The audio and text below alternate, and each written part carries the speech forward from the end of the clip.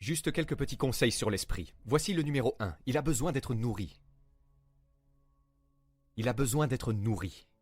Il y a une phrase de l'Ancien Testament qui dit « Les humains ne peuvent pas vivre de pain seul. » Ou de nourriture seule. Les chiens peuvent, un crocodile peut, une araignée peut. L'homme ne peut pas vivre que de nourriture. Voici ce que ça dit. Les humains ont aussi besoin de mots. Les mots nourrissent l'esprit. Les mots donnent la vie. Les mots créent la perspicacité. Parce qu'il y a plus d'une façon de voir.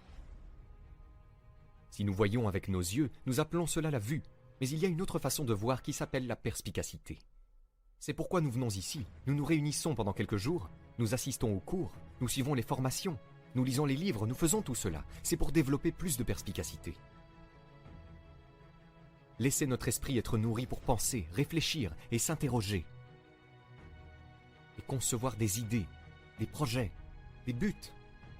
Donner une structure à quelque chose pour l'avenir. Que ce soit une meilleure santé ou une meilleure carrière, un meilleur avenir. Ensuite, l'esprit a besoin d'être exercé. Et nous en avons parlé un peu plus tôt. L'exercice par le débat. S'exercer en lisant les deux côtés du débat, les deux côtés de la question. Les grandes questions de la vie, les grandes questions politiques. Ne vous écartez pas des grands débats.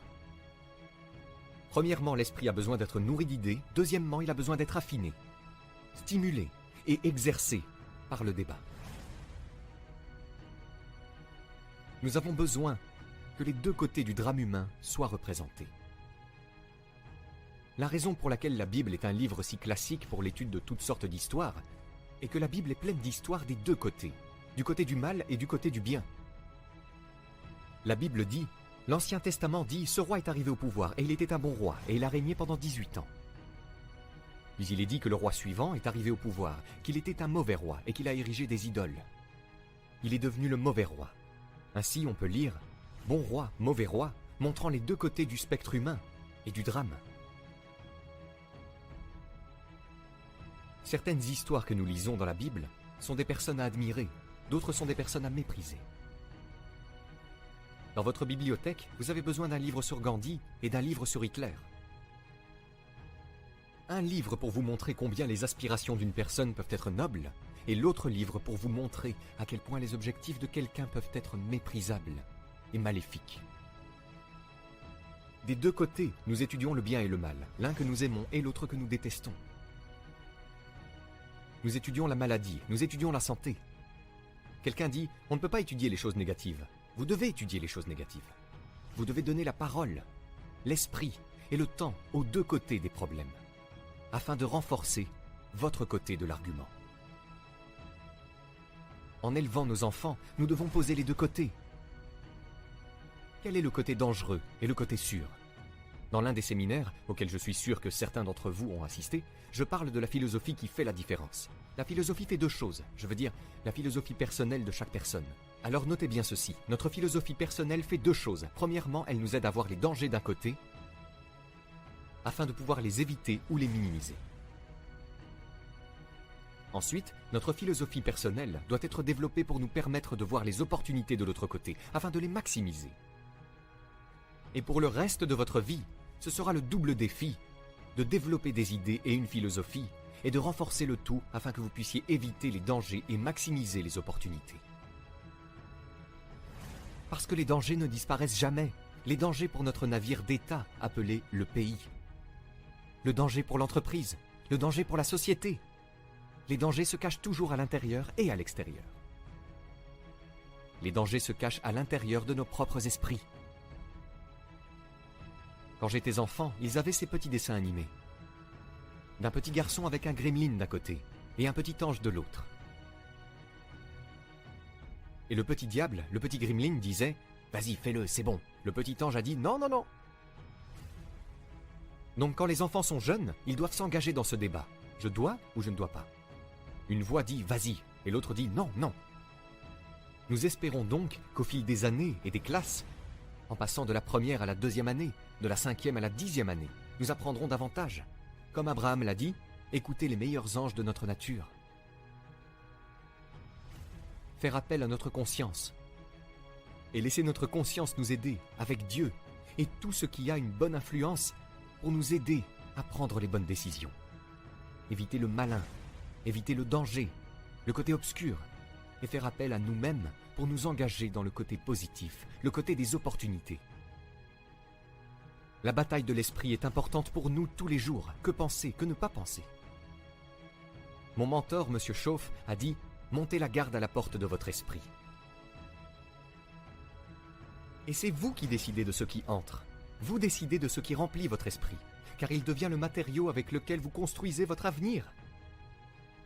Donc, engagez votre esprit à prendre des décisions rationnelles sur la vie. Méfiez-vous du voleur dans la rue qui en veut à votre sac à main. Mais méfiez-vous aussi du voleur dans votre esprit qui en a après votre promesse. Le voleur dans votre esprit qui dit que vous êtes trop petit, trop grand, que vous ne l'avez jamais fait avant. Qu'est-ce qui vous fait penser que vous pouvez le faire maintenant? Ça ne marchera pas pour toi. Quelqu'un d'autre peut trouver le livre, vous ne le trouverez jamais. Si tu trouvais le livre, tu ne le lirais pas. Et si tu le lisais, tu ne le comprendrais pas. Tout ce qui se passe dans notre esprit. Alors notez cette phrase clé, c'est l'une des meilleures de la journée. Quoi que tu fasses, ne deviens pas une victime de toi-même. Alors que vous vous engagez dans ce débat sur ce qu'il faut manger, ce qu'il ne faut pas manger, où aller, où ne pas aller, ce qu'il faut dire, ce qu'il ne faut pas dire, ce qu'il faut faire, ce qu'il ne faut pas faire, assurez-vous de renforcer le côté positif de cet argument avec vous-même, afin que, jour après jour, vous deveniez plus sain, jour après jour, vous deveniez plus fort, jour après jour, vous deveniez plus sage. Jour après jour, vous construisez un meilleur bouclier et une meilleure immunité. Une immunité intérieure pour repousser la maladie, mais une immunité extérieure pour repousser tous les éléments négatifs, toutes les ordures et toutes les choses qui n'amélioreraient pas votre développement personnel ni vos promesses d'avenir.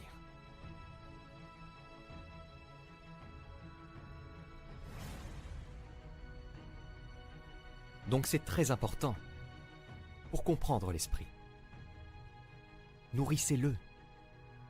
Nous appelons cela de la nourriture pour la pensée. C'est la raison d'être d'une grande partie de ce séminaire de 3 jours. Fournir de la nourriture pour réfléchir, des pensées pour cogiter, et ensuite des idées pour débattre. Et ce n'est pas nécessairement ce qui est bien ou ce qui est mal, mais ce qui est mieux, ce qui est meilleur. Ça c'est bien, mais ça serait mieux.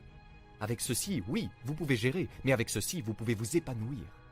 Avec cela, vous pouvez exister. Avec cela, vous pouvez vivre une vie fantastique. Donc, exercez l'esprit. Maintenant, pour développer l'esprit, vous avez besoin d'une bonne bibliothèque. Laissez-moi vous donner 3 parties pour votre bibliothèque. La première est votre bibliothèque visuelle. Zig, moi et d'autres avons mis des choses en vidéo pour que vous puissiez les voir. Nous vous demandons de venir ici aujourd'hui et de voir ce qui se passe. Donc une partie vient par le visuel. Venez et voyez. Et puis si c'est sur vidéo, vous pouvez le voir encore et encore et encore. Phrase clé, la répétition est la mère de l'apprentissage. La répétition, c'est quand on l'entend à nouveau. On voit quelque chose qu'on n'a pas vu la première fois. Nous voyons quelque chose de différent que nous n'avions pas vu la première fois. Ensuite, il y a votre bibliothèque d'écoute. Zig Ziglar a raison, transformez votre voiture en salle de classe mobile. Vous pouvez avoir une formation universitaire en un temps relativement court, en utilisant simplement le temps de déplacement pour écouter. La phrase clé est d'écouter les voix de valeur. Faites preuve de discernement dans votre temps d'écoute. Écoutez quelqu'un de réputé, quelqu'un qui a de bonnes idées, quelqu'un qui a été recommandé, qui a une certaine valeur. Ne perdez pas votre temps à écouter des choses qui ne comptent pas beaucoup. Hey, il y a des choses qui ne valent pas la peine qu'on y consacre du temps. Vous savez, elles créent plus de poison que de bénéfices. Alors faites attention.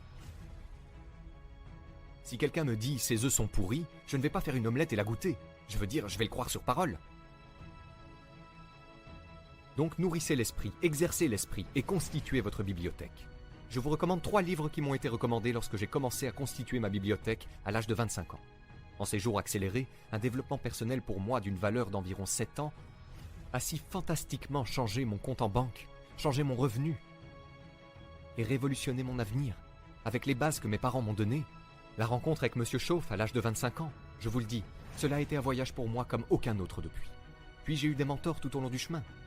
Je vous le dis, ils ont gardé mon esprit stimulé. Ils ont gardé mon intérêt vif. Ils m'ont aidé à évaluer et à peser ce qui est bon, ce qui est correct, ce qui est meilleur et ce qui est prospère en termes de vie. Des mentors. Le premier mentor que j'ai eu m'a recommandé ces 3 livres. Le premier était la Bible. J'avais un avantage car mes parents ont fait en sorte que je sois un assez bon érudit à 19 ans. Un bon livre qui vous servira toute votre vie. L'une des principales sources d'idées, d'histoire, de poésie, d'histoire.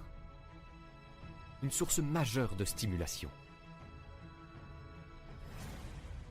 Ensuite, il m'a recommandé le livre « Réfléchissez et devenez riche » de Napoleon Hill. Réfléchissez et devenez riche. De bons mots, réfléchissez et devenez riche. Je me suis lancé, j'ai acheté le livre et je l'ai payé moins de 50 cents. Certaines des idées qu'il contient ont changé ma vie. Ensuite, Chauffe a recommandé le livre « L'homme le plus riche de Babylone » de George Clason. Il m'a aidé à devenir millionnaire à l'âge de 32 ans. Il a totalement changé mon avenir économique, juste avec les idées contenues dans un simple petit livre. Incroyable!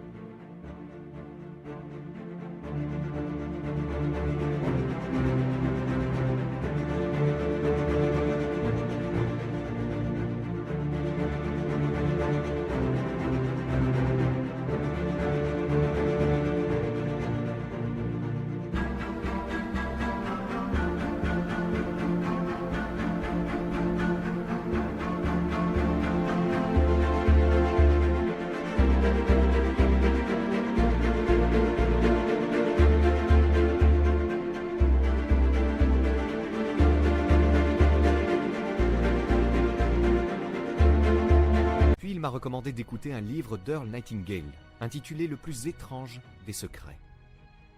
C'était ma bibliothèque d'écoute pour commencer, « Le plus étrange des secrets » par Earl Nightingale. Donc, votre bibliothèque d'écoute et votre bibliothèque visuelle, la suivante est votre bibliothèque de lecture. Nous n'allons pas faire une liste complète des meilleurs livres, mais voici un bon livre à se procurer si vous voulez une bonne liste des meilleurs livres. Il s'appelle « Comment lire un livre ». Simple. Comment lire un livre par Adler, éditeur en chef de l'Encyclopædia Britannica, Mortimer Adler. Il a écrit un livre intitulé « Six Great Ideas », 6 grandes idées, qui est excellent. Il se demandait si les idées étaient tangibles. Les idées sont-elles réelles ou ne sont-elles rien? Mais il a écrit ce livre avec un autre auteur. Comment lire un livre?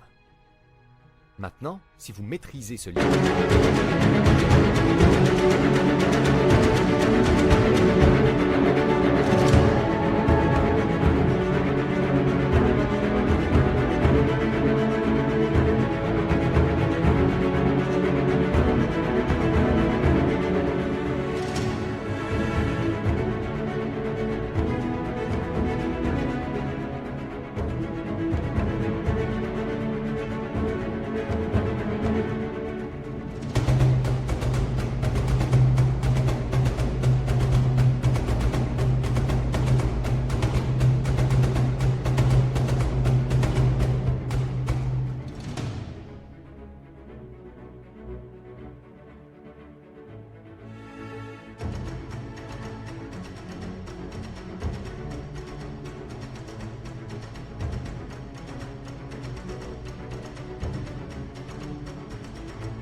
vous pouvez obtenir beaucoup plus d'un livre. C'est un livre assez difficile à lire.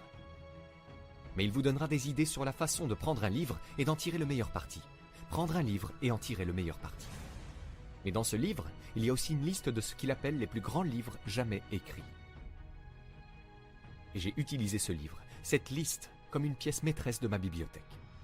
Il contient les classiques que j'ai manqués. Je n'ai fait qu'une année d'université, donc j'ai manqué tout un tas de choses. J'ai commencé à rattraper ça en collectionnant les meilleurs livres jamais écrits. Il est intéressant de noter que sur cette liste, Il y a l'Ancien et le Nouveau Testament.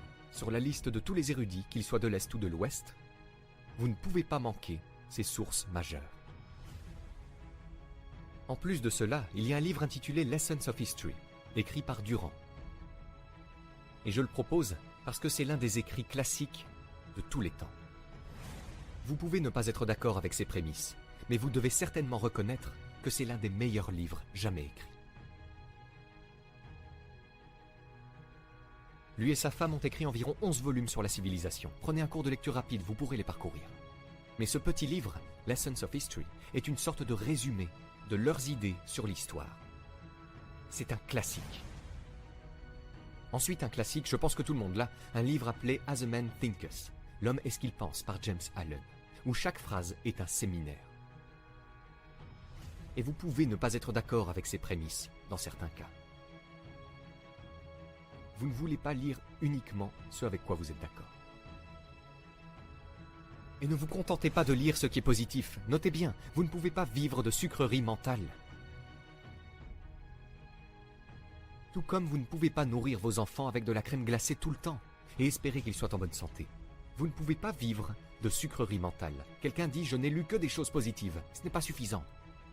Et la raison en est que vous devez connaître les deux côtés de la question.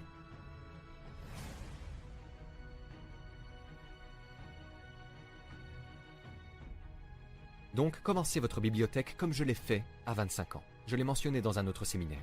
Je n'ai pas tout lu dans ma bibliothèque, mais je me sens plus intelligent rien qu'en la parcourant. Vous comprenez ?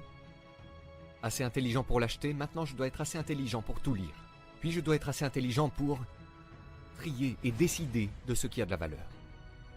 Donc faites-en la prochaine partie maintenant.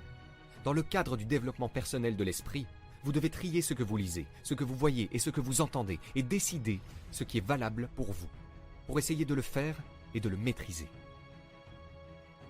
C'est là qu'intervient le fait d'être un étudiant. Pas un suiveur, mais un étudiant.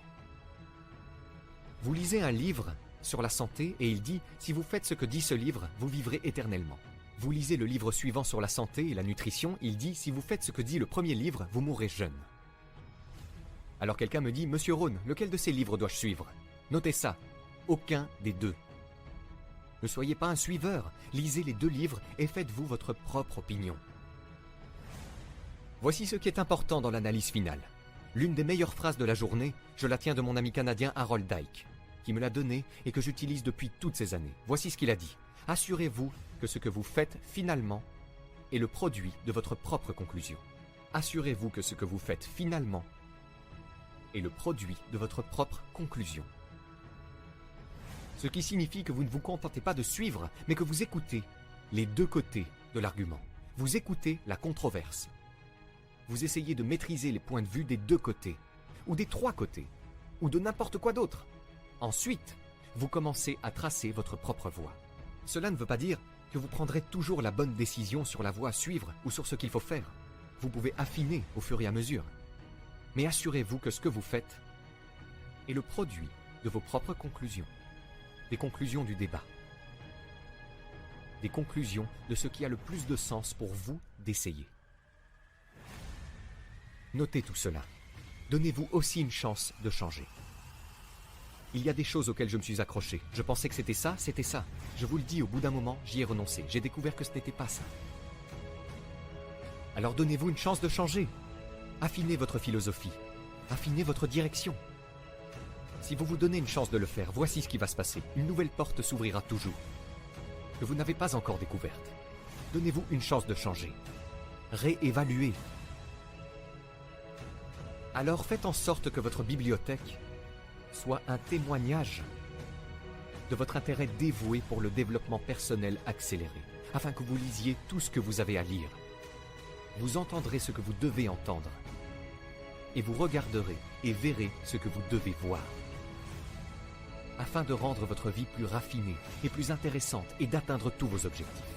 Il faut beaucoup d'efforts pour apprendre, il faut beaucoup d'efforts pour grandir, il faut beaucoup d'efforts pour décider et débattre. Mais notez bien ceci, le jeu en vaut la chandelle. Tout ce qui vous incite à penser, à vous interroger, à réagir, ou même à débattre. Même si vous entendez quelque chose et que vous vous dites « ce n'est pas bien », vous voyez, cela a quand même de la valeur. Cela signifie que vous êtes éveillé, que vous êtes alerte, que vous êtes vivant. Cela signifie que votre esprit est prêt à prendre en charge quelque chose, que ce soit agréable ou non. Quelque chose de bien, quelque chose de mal, qui se soucie de ce que c'est? Nous devons écouter une variété de voix. Et certaines viendront de la gauche, d'autres de la droite. D'autres encore de sources mystérieuses. Et certaines tenteront de vous séduire avec toutes sortes de choses. Mais ce n'est pas grave, juste pour que vous soyez vivant, alerte et éveillé, prêt à traiter tout ce qui se présente à vous. Prenez le meilleur de tout cela et rendez-le bénéfique pour vous, afin que demain, vous marchiez d'un pas plus fort. Le mois prochain, vous aurez une vision plus claire. Et dans un mois, le but de votre vie aura été multiplié par 2, 3 ou 5. À présent, vous pouvez obtenir gratuitement notre nouveau guide des 5 étapes pour fixer et atteindre votre objectif le plus ambitieux à 100% coup sûr en cliquant sur le premier lien dans la description sous cette vidéo. Et si vous avez aimé cette vidéo, cliquez sur le bouton j'aime et abonnez-vous à la chaîne maintenant pour ne rien rater.